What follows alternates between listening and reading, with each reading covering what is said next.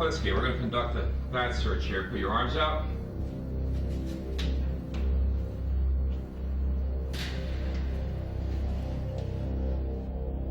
On May 25, 1988, Richard Kuklinski was convicted of multiple murder and sentenced to life imprisonment.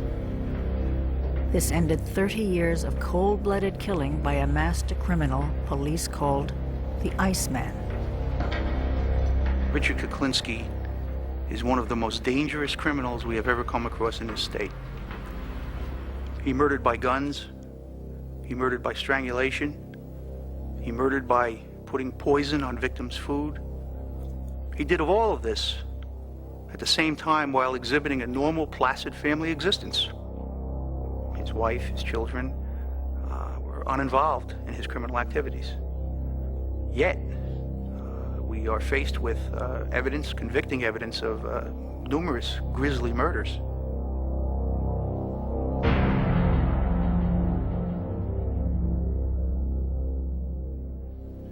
How many people have you killed?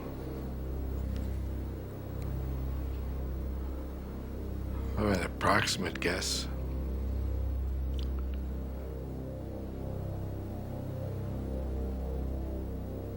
Approximate, we'll go with more than 100.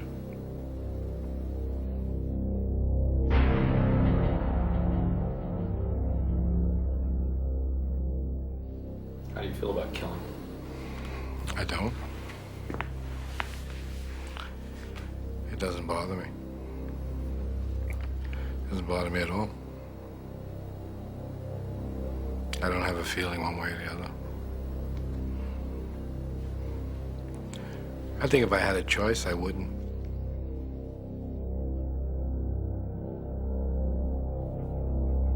The following program is based on 17 hours of an interview conducted under maximum security at Trenton State Prison. Law enforcement officials allowed our cameras unprecedented access in an attempt to uncover details of various unsolved crimes. It was also hoped that the interview would help to penetrate the mind of Richard Kuklinski, a mind made for murder. Richard, when you were on the streets, what kind of weapons did you use? When I was out on the street to do something, I carried 3 guns and a knife. I had a Derringer in each pocket.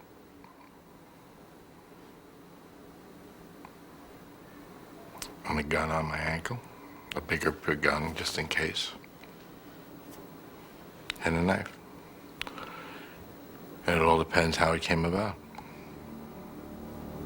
You indicated yesterday that you used a shotgun to grab a stoplight or something like that, or... I had a red light. We were following this fellow. I pulled up at a red light, came alongside of him, and shot the shotgun, took his head off. He never saw the green light. It was a sawed-off shotgun. It was very, as a matter of fact, when it happened, it surprised me. I expected the man to die, but it really surprised me when it took his head off. It was something I didn't expect. Richard Kuklinski is not a serial killer. He's not a drug-crazed, wild man running around with a machine gun. He's not a person that is driven by perverse sexual desires. He doesn't drink. He doesn't gamble. All of these things, which many persons that are involved in killing and murders often are motivated by. Richard Kuklinski, instead, is nothing more than a predator on human beings. His motivation is greed, and his method of murder is very varied and very extreme. Richard, I understand that you're an expert in the use of cyanide. How many times did you kill with it? Quite a few. What's the different ways you use cyanide? You could put it in liquid form. You could, person could take it, for instance, a person could be in a bar. You bunk into them possibly by mistake, or say you were intoxicated, spill the drink on them, and leave. Everybody just looks around, thinks you were drunk or that you just had an accident or something, and meanwhile, it's soaking through their clothes into their pores and into their system. And eventually, they'll die.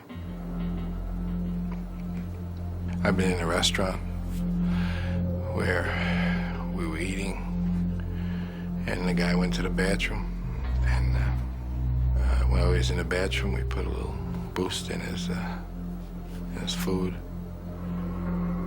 and he was rushed to the hospital after that, and he died, and they buried him. I'm not exactly sure what they put on, what they attributed his death to, but you know, it wasn't homicide. Somewhere, and I don't know where, he picked up on cyanide poisoning as being a good way, a good, quick way to kill somebody. It's such a good way to kill somebody that that's the gas that's used in gas chambers.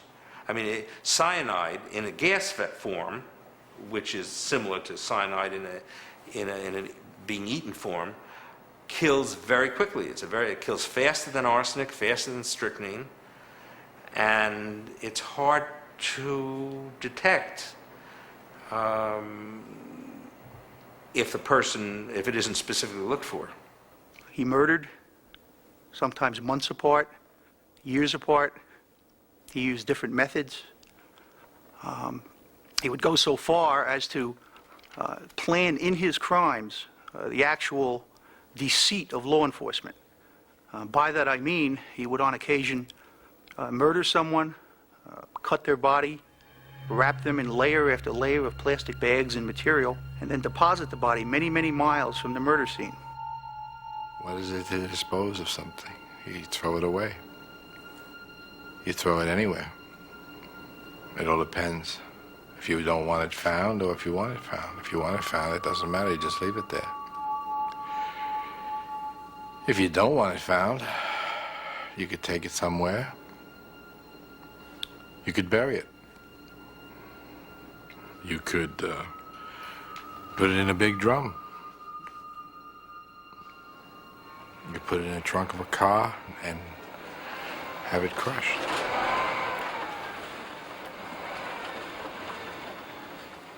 You leave it in town, you can put it on a park bench. I mean, you know, you can put it anywhere you want. They found a few people sitting on park benches, I'm sure. As a matter of fact, I know they have. Are there any murders that you committed that haunt you, that you just sort of, you feel and you Nothing haunts me. No murders haunt me. Nothing. I don't think about it. That's why it's hard for me to tell you. In order for me to be able to tell you when something happened, I'd have to think about when. If I think about it, it would wind up hurting me.